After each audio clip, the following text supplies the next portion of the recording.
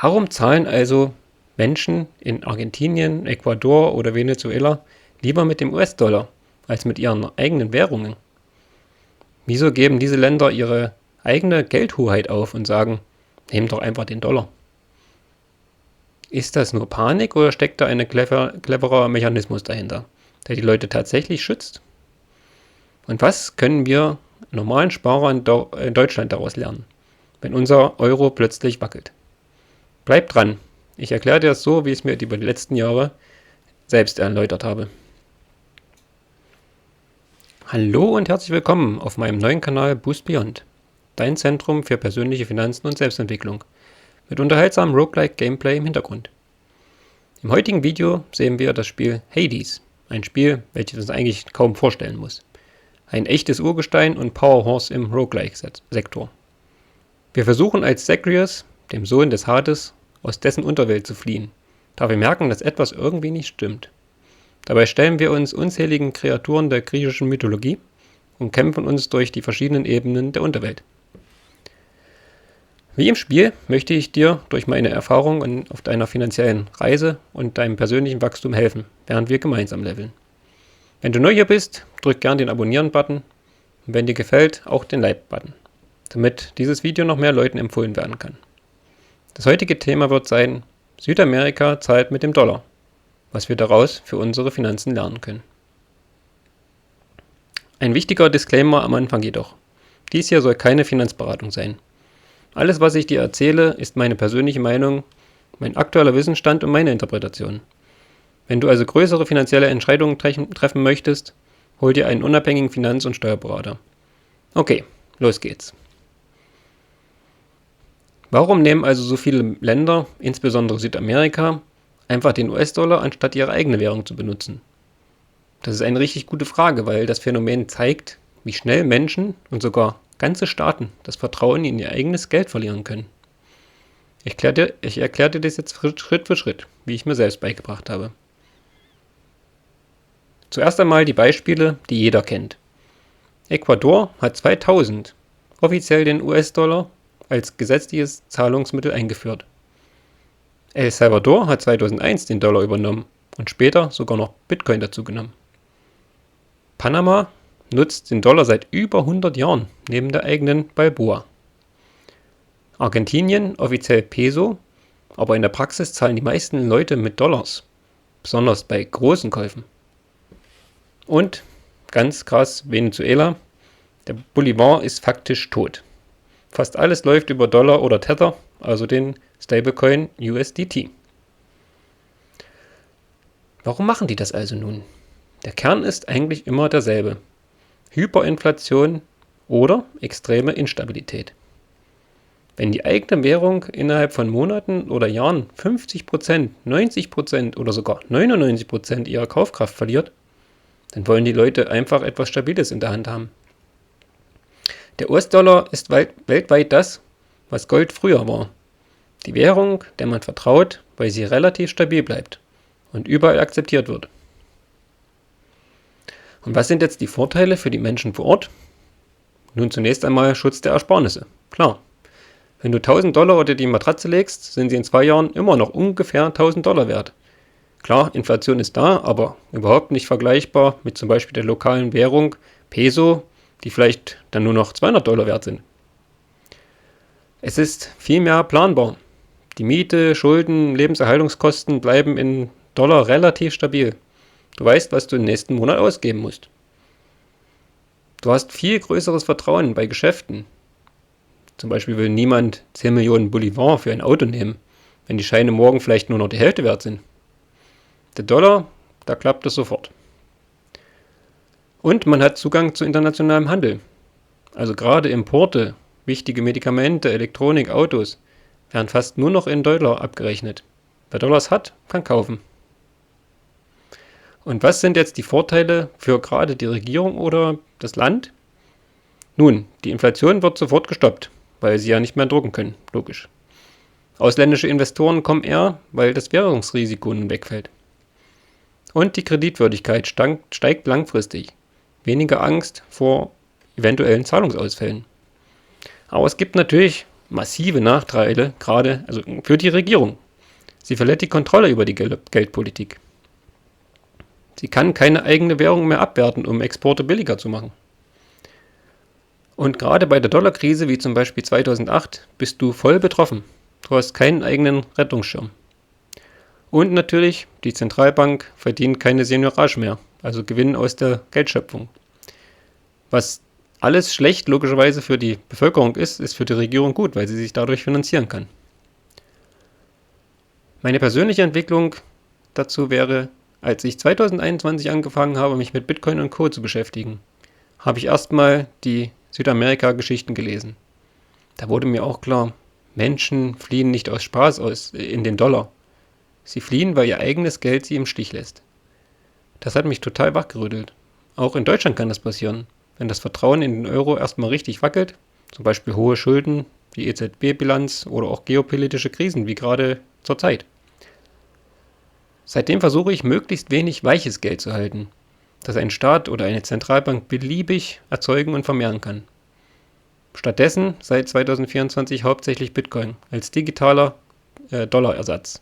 Auf Steroiden, muss man wirklich sagen, weil es noch knapper und dezentraler ist. Aber wie wir jetzt zur Zeit gerade sehen, sind wir im Bärenmarkt. Für Anfänger empfehle ich immer erst mal breit aufstellen. Gestreute ETFs, Qualitätsaktien, ein bisschen Gold. Und stückweise mit den neuen Möglichkeiten auseinandersetzen, bis man sich sicher fühlt und auch sieht, dass es trotzdem weitergeht, auch wenn es gerade nicht so aussieht. Was können wir daraus also lernen? Vertrauen ist alles. Wenn Menschen das Vertrauen in ihre Währung verlieren, wechseln sie sofort. Möglichst etwas Stabiles, egal ob Dollar, Euro, Gold oder sogar Bitcoin. Die Diversifikation schützt. Nie alles in eine Währung oder in einem Land lassen, das kann zum Untergang führen. Und, ganz wichtig, Knappheit gewinnt langfristig. Deshalb finde ich gerade Bitcoin so spannend. Niemand kann mehr als 21 Millionen Bitcoins herstellen oder diese verdoppeln oder irgendwas. Die bleiben immer 21 Millionen. Bei einer normalen Währung ist das kein Problem, das zu erhöhen. Und hier noch ein paar Tipps aus meiner Praxis. Halte immer 2 bis 4 Monate Lebenshaltungskosten in einer stabilen Währung. Für mich ist das natürlich der Euro, international wahrscheinlich eher der US-Dollar. Und den Rest, den streue ich breit. Aktien, möglichst globale Aktien, Immobilien, wenn möglich, physisches Gold, sollte man aber natürlich klein anfangen, und natürlich Bitcoin. Anfangs vielleicht 5 bis 15%, je nach Risikobereitschaft. Wenn man ein besseres Verständnis hat, dann auch gern mehr. Und vor allem, track deine reale Kaufkraft, nicht nur deinen Kontostand. Das hat mir sehr geholfen, ruhiger zu schlafen. Auch wenn die Nachrichten mal wieder voll von neue Schuldenrunde oder EZB druckt weiter sind. Insbesondere die neuen deutschen Schulden in Billionenhöhe. Für normale Sparer der Horror. Für mich ist das nicht wirklich, weil ich weiß, dass die neuen Scheine die begrenzten Assets in immer neue Höhen treiben werden. Und was denkst du dazu? Hast du schon mal überlegt, ob du ein bisschen US-Dollar, Gold oder doch Bitcoin als Backup halten würdest, falls der Euro mal richtig wackelt? Schreibt es mir gerne in die Kommentare. Wenn dir das Video gefallen hat, lasst mir gerne ein Like da und abonniert den Kanal, damit er mehr Leuten vorgeschlagen werden kann. Und auch deren Investitionsverhalten und langfristiges Denken verbessern kann. Wir haben nun in meinen letzten Videos schon viele verschiedene Spiele gesehen. Welches Spiel gefiel euch am besten? Soll ich immer mal wieder wechseln? Oder mal eine Reihe vom gleichen Spiel machen? Sollte ich auch mal ein ganz anderes Genre vom Spiel einschieben, um die Variation aufrechtzuerhalten? Schreibt mir auch das gerne in die Kommentare. Vielen Dank und bis zum nächsten Mal auf diesem Kanal.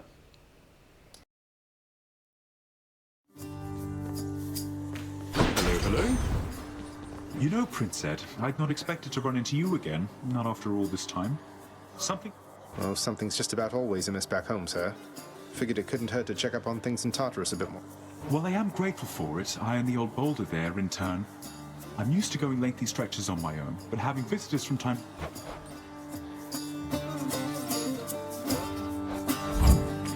Here you are. Cheers, mate. Safe travels. Charon's shop.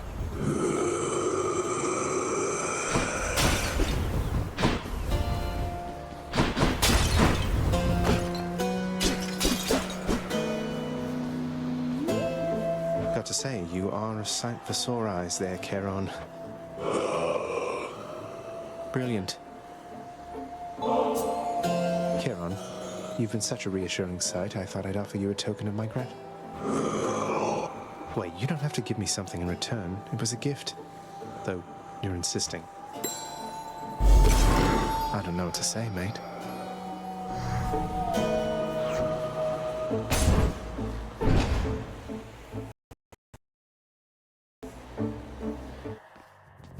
Can't get rid of me, Meg. I heard what happened. You crossed the River of Flame. You really did it. That Hydra was a total bastard, though. Bastards. But you sound practically impressed with me there, Meg. I feel... You'll soon feel something else. I don't know how you did it, but...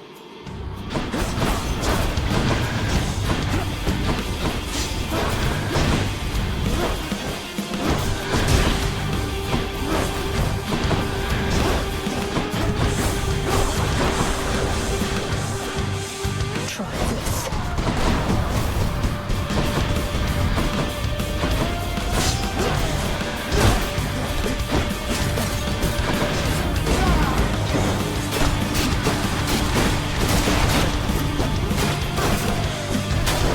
That was nothing. Not now.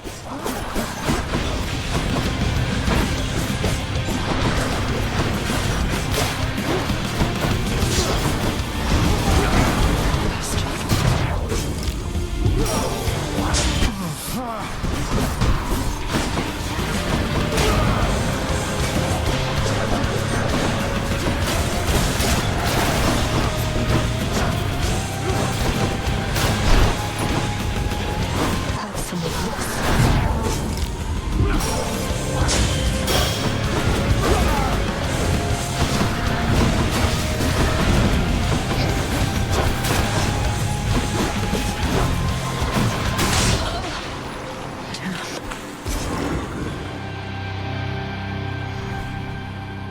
Got you. Mine.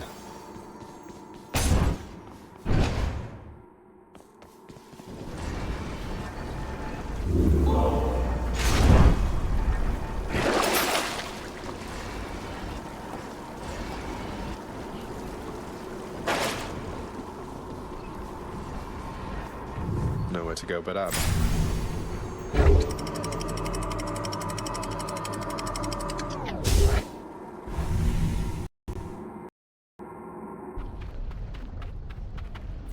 Be there soon, Bone Hydra.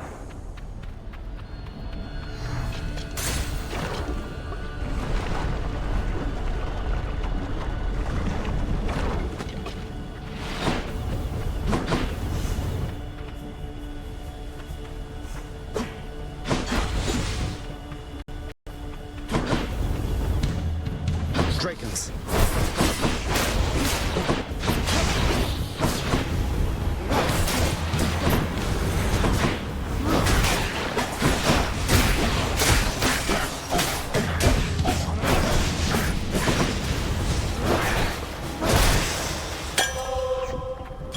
Perfect.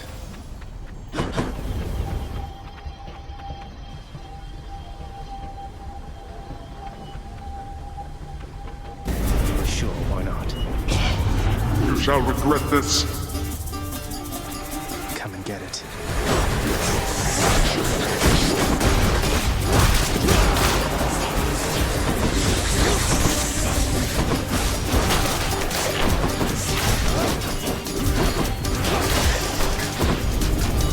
It seems I need to look for better help. Peace and quiet. Mine now.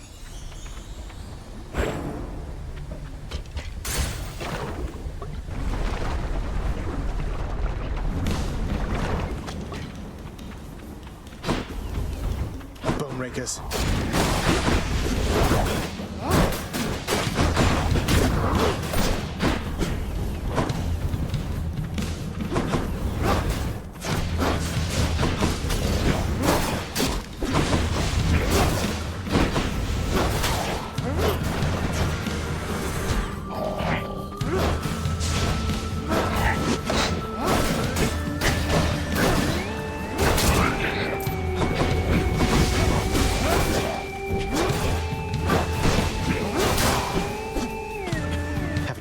lesson yet?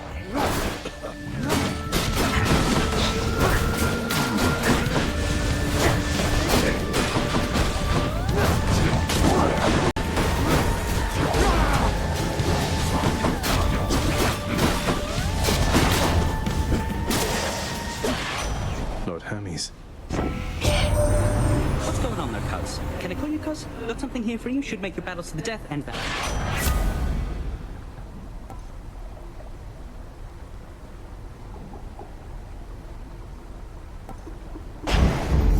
Moving right along.